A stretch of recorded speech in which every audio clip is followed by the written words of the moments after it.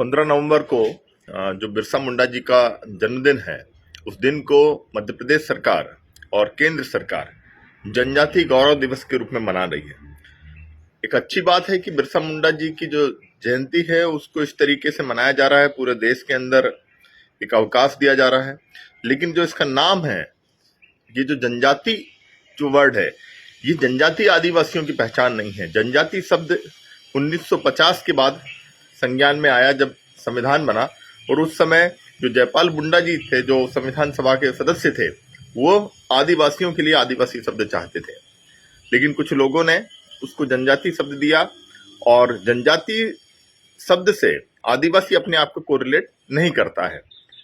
जहां तक बिरसा मुंडा जी का प्रश्न है, जो जैस संगठन है, पिछले 10 सालों से उसने बिरसा मुंडा जी की विचारधारा को गांव-गांव तक, फली तक पहुंचा चुका है।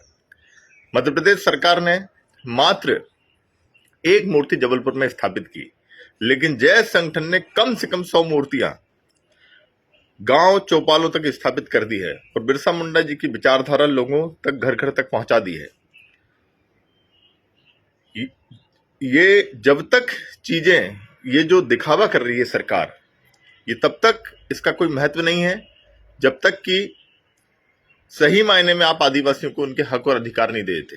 जो पैसा रूल्स लाए जा रहे हैं, जो पैसा एक्ट बना था 1996 में, 1 साल के अंदर वो रूल्स आ जाने चाहिए थे।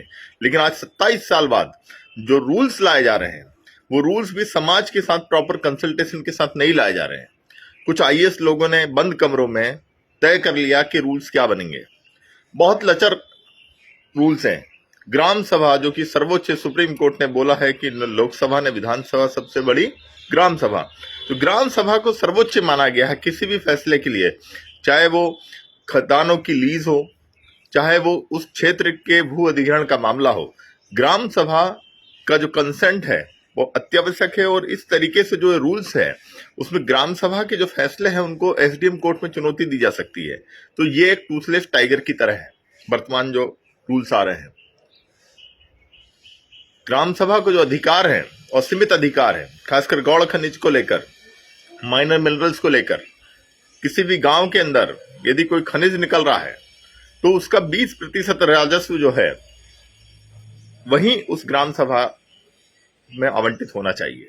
और ये जो पैसा है, ये डिफॉरेस्टेशन का जो एक कानून है कि वहां पर दोबारा आपको वन स्थापित करने होंगे, उस पैसे से अलग ये पैसा होना चाहिए। तो अभी तो ग्राम सभाओं की बिल्डिंग नहीं है, अभी ग्राम सभा के पास सचिवालय नहीं है। ग्राम सभा किस तरीके से काम करेगी, और जो पंचायती राज सिस्टम लाया गया था मध्य प्रदेश के अंदर, वो पंचायती राज सिस्टम अनुसूचित एरियो में प्रभावी नहीं था। अनुसूचित एरियो में पंचायती राज सिस्टम को कैसे पहुंचाया जाए, उसके लिए एक टूल्स है पैसा एक्ट।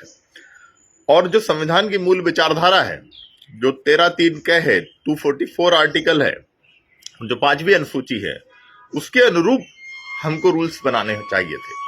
किस तरीके से हम आदिवासियों को स्वशासन, खुद निर्णय लेने की क्षमता, और उनके खुद जो फैसले हैं, उनकी जो रूढ़ी पद्धति है, उनके जो कस्टम लॉ हैं, उनको कैसे संरक्षित किया जाए, उनकी संस्कृति को कैसे संरक्षित किया जाए, ये सब पैसा एक्ट में है। और उसका क्रियान्वयन कहीं ना कहीं जमीन पर दिखना चाहिए, जो मुझे होते हुए नहीं दिख रहा है।